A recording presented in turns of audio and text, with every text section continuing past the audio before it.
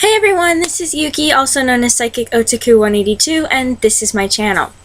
Okay, so, second book review this week. Last night, I did The Sea of Monsters. Today I'm doing The Titan's Curse. I've actually really been looking forward to this one because it's a really good book. And it's one of my favorites. For one thing, I really like the whole Percy and Hercules, and Percy's decision at the end of the book that, you know, he's not going to be like Hercules. Which is, you know, really powerful right there. And another thing is that I really love the character of Zoe Nightshade. It breaks my heart that she's only in the one book, because she's such an amazing character. When we first meet this character, she's haughty and rude, and, you know, you really don't like her.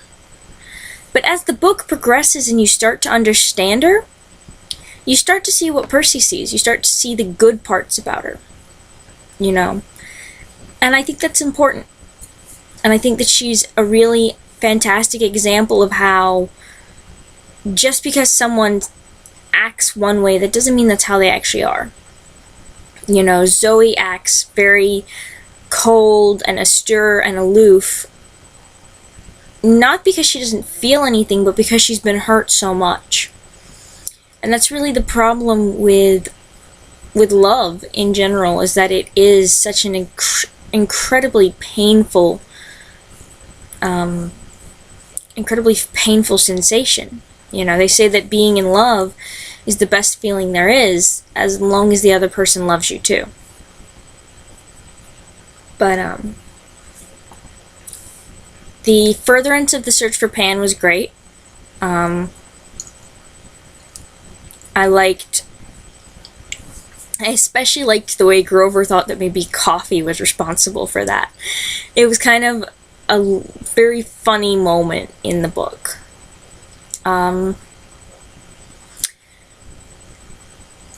Nico and Bianca. This is the first time we see them. First time we see them. And, it's kind of... I'm going to be honest, I don't really understand Bianca all that well. I mean, I get that she wants to have her own life. I do understand that, but I've always been more of a family first kind of person. You know, I mean, I don't regret the decisions I've made, even if they may not have been the best decisions for me. Because ultimately they were the best decisions for my family. And I know that that's not normal. At least I don't think it is. But I do have two younger brothers that I am very protective of. I will torment them mercilessly. Don't misunderstand me. I will do that. But at the same time, they are my brothers. They are partially my responsibility. I will help take care of them. You know. It's important to me. You know, it's not because my parents say, you know, you need to take care of your brothers. It's my thing. It's important to me. And maybe it's because there's such an age difference. We're talking between 7 and 12 years between me and my brothers.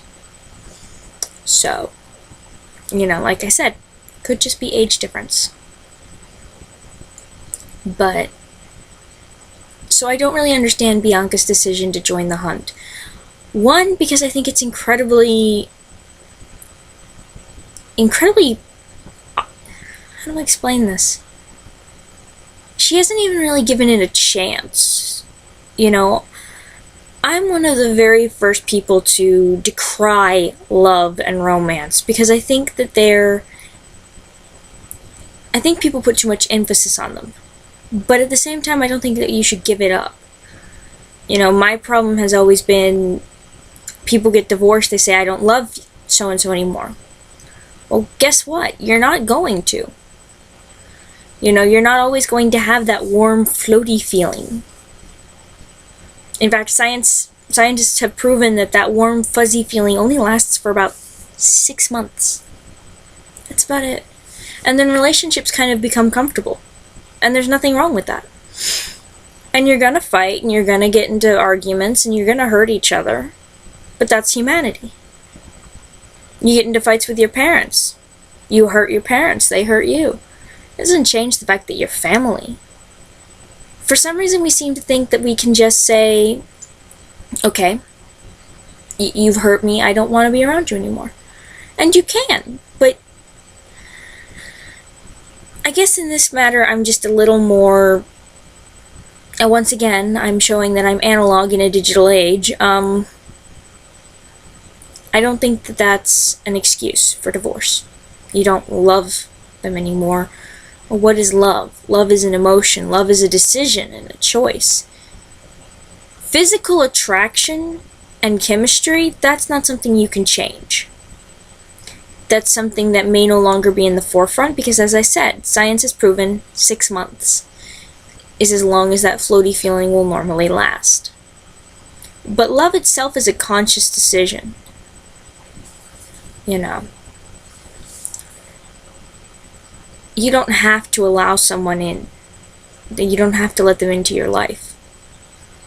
And they don't have to let you into theirs. No matter how much you love them, you don't have to let them into your life. But still. So yeah. So Bianca giving up the chance for that, for some sort of love relationship before she's even tried it, that I really didn't understand.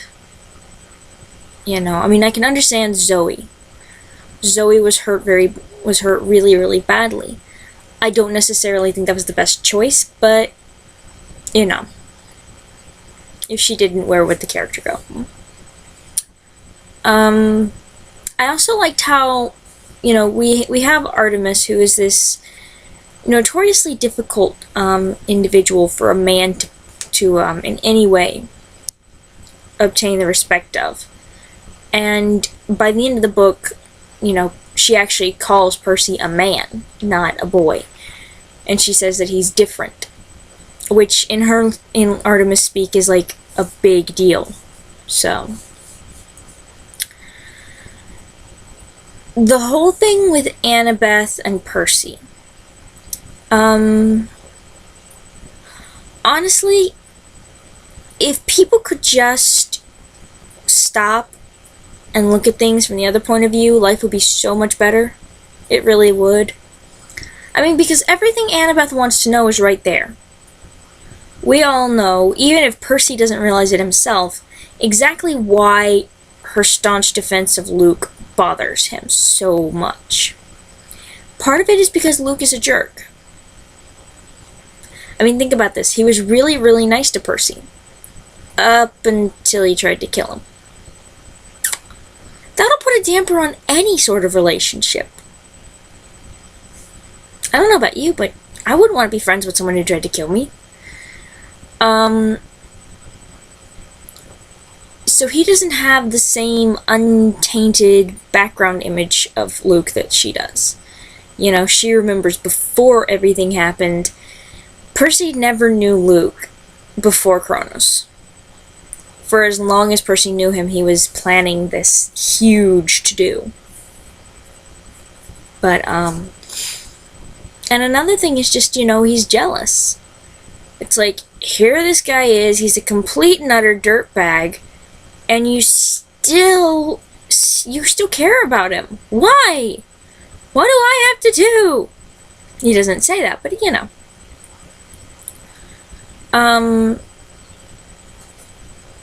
Thalia. Thalia. I actually looked that up to make sure I knew how to pronounce it. Her name is Thalia. Yeah.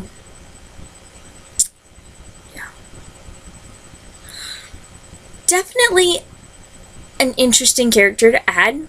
You know, you kind of get this feeling that she's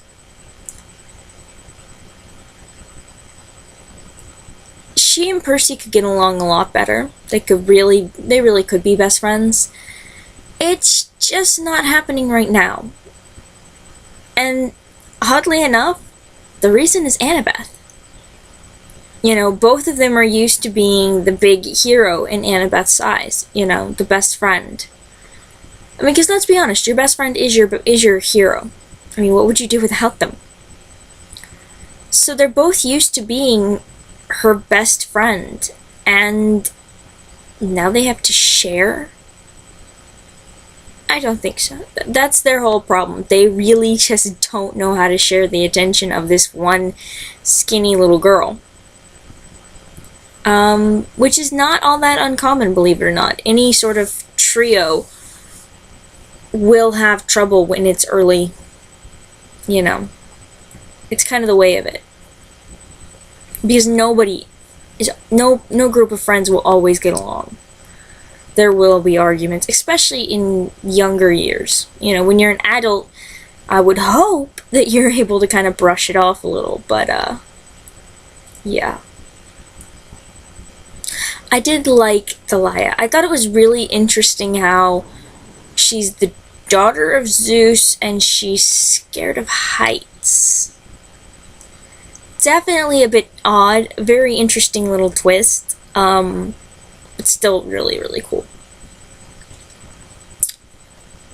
Let's see.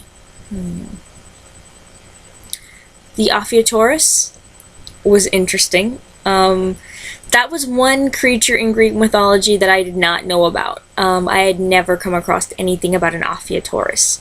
But then I really never paid too much attention to pre-Olympian mythology. You know, the Titans and all that.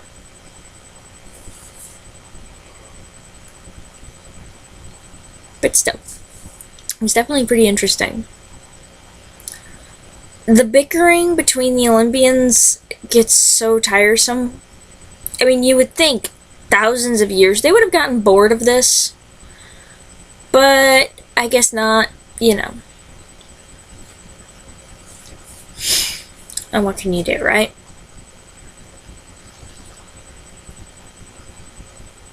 So, the one thing that I really, really loved, I mentioned this already, was the whole Percy Hercules thing. We read the book, and Percy goes through all of these challenges, you know. He fights the Nemean lion, he does all this. Well, space food. Anyway,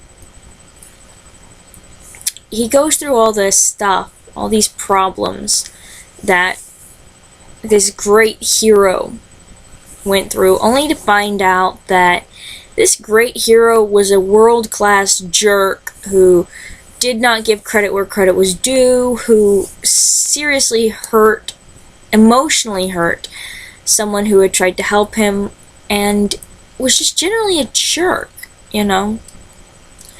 And we know Percy, he's definitely the nice guy, so that really does not sit well with him, and I thought it was definitely a really, you know, it was great for Zoe to see this. But I think it was more important for Percy himself. Because this is him saying, I'm not going to be your typical hero. I'm not going to be your ordinary mythological hero. I'm going to do this my way. And, you know, I mean, and that's so important, because as great as it is to have heroes, it's also really important to be yourself. I mean, one of my biggest heroes is Queen Elizabeth I. You don't see me walking around with a wimple. Actually, sorry, wrong one. The neck ruff or any of that. No, thank you. So, but I did think that was important for Percy as a character to make that decision. But yeah, so Percy Jackson and the Olympians, the Titans Curse. It's a good book. I suggest you read it. You probably already have. So, Questions, comments,